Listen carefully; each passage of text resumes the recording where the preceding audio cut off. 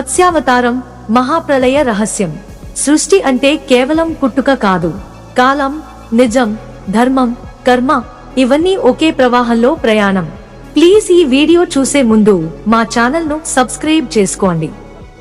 ఇలాంటి కొత్త కొత్త విషయాలు మీకు అందుతాయి. అపారమైన విశ్వం. నక్షత్రాలు పుడుతున్నాయి, ఆకాశగంగలు తిరుగుతున్నాయి. మధ్యలో ఒక మహానీలి శక్తి, పరమేశ్వరుని తేజస్సు. అంతలో ఒక భారీ శంఖధ్వని. సత్యయుగ శాంతి. అద్భుతమైన ప్రకృతి దృశ్యాలు. పచ్చదనం, నదుల పరవళ్లు, పక్షుల అరుపులు. సముద్ర తీరంలోని హర్మ్యంలో ఒక మహర్షి సత్యవ్రతుడు ధ్యానం చేస్తూ కనిపిస్తాడు. అతని తేజస్సు చుట్టూ వెలుగులా వెలుబూస్తుంది.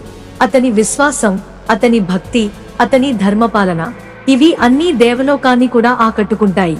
సత్యాన్ని వదలనివాడు, ధర్మంపై నమ్మకం కోల్పోనివాడు, అప్పుడప్పుడు దేవతలే పరీక్షించేవాడు.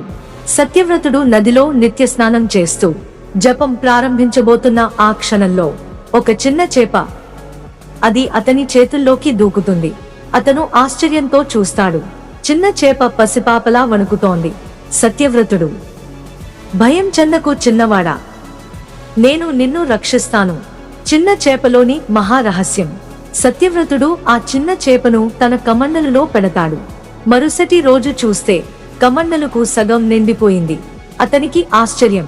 ఇంకా ఒక రోజు గడిచితే తన చిన్న గిన్నె చాలదు. చేప పెద్దదవుతోంది. ఇంకో పెద్ద పాత్ర తెస్తాడు.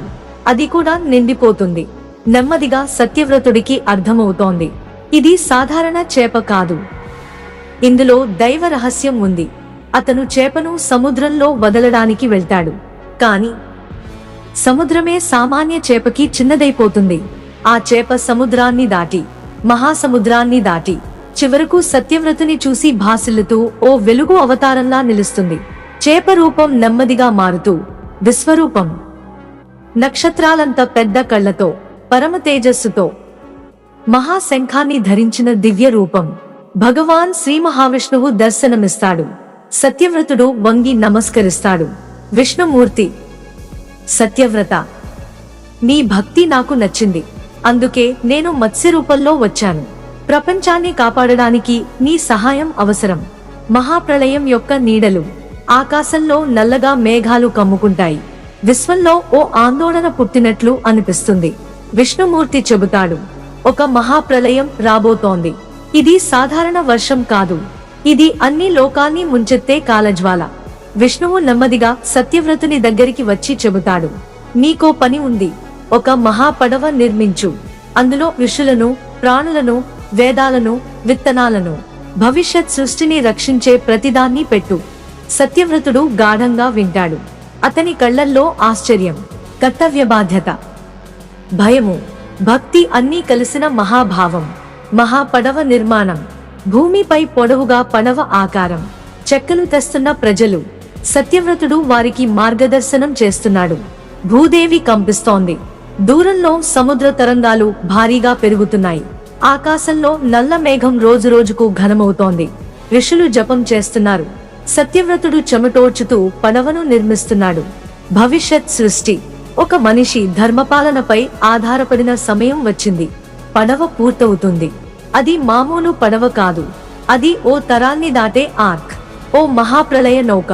మత్స్య రూపంలో పరమేశ్వరుడు. కన్నెర్రగా ఎర్రని సముద్రంలో ఒక చిన్న తరంగం, తరువాత పెద్దది, మరింత పెద్దది.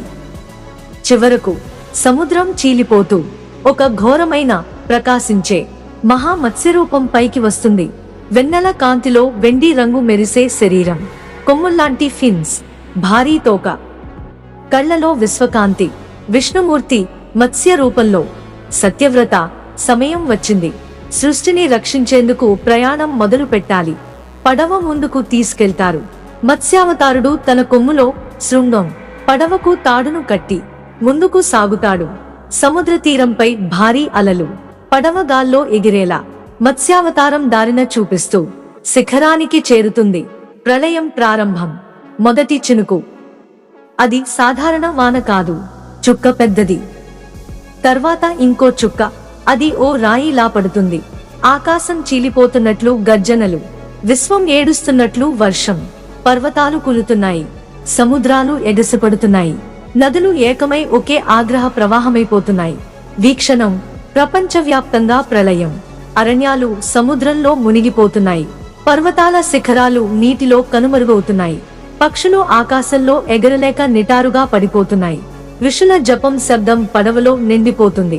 సత్యవ్రతుడు భయం, భక్తి, చింత మూడు భావాల కలగాపలంగా కనిపిస్తాడు.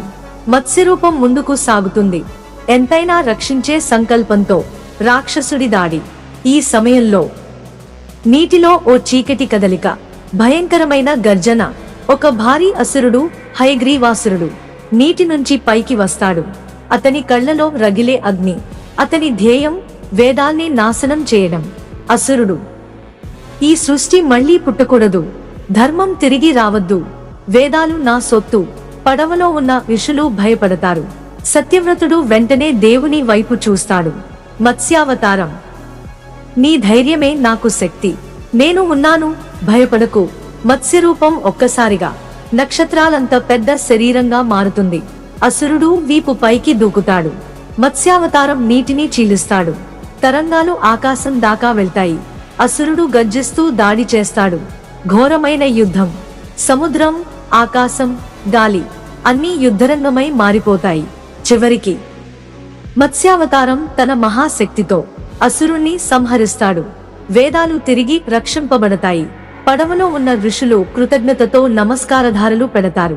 ప్రళయం ముగింపు, కొత్త సృష్టి విత్తనం. వర్షం ఆగిపోతుంది. ఆకాశం మెల్లగా స్వచ్ఛమవుతుంది. నీరు తగ్గడం ప్రారంభమవుతుంది. పడవ ఒక తెలియని శిఖరంపై నిలుస్తుంది. అది హిమాలయ శిఖరం. సత్యవ్రతుడు దిగుతాడు. వేదాలు తిరిగి ఋషులకు అందుతాయి. ప్రాణుల విత్తనాలు కొత్త సృష్టి కోసం విసరబడతాయి. మత్స్యావతారం మానవ కళ్లకు చివరిసారిగా కనిపిస్తూ చెబుతాడు, సత్యవ్రత, నీ ధర్మం ప్రపంచాన్ని రక్షించింది. నువ్వు ఇక నుండి మానవుడిగా జన్మించి కొత్త మన్వంతరాన్ని ప్రారంభిస్తావు. మత్స్యరూపం కాంతిలో కలుస్తూ విశ్వంలోకి పైకి ఎగసిపోతుంది. సత్యవ్రతుడు నమస్కరిస్తాడు. ధర్మం మళ్లీ సృష్టిలో పునాదిగా నిలుస్తుంది. ధర్మం ఎప్పటికీ ఉంటుంది. కాలం ఎన్నిసార్లు రీసెట్ అయినా ధర్మం నిలిచే వరకు సృష్టి నిలుస్తుంది. మత్స్యావతారం, అది కేవలం ఒక కథ కాదు, సత్యాన్ని కాపాడే శాశ్వత శక్తి. The end.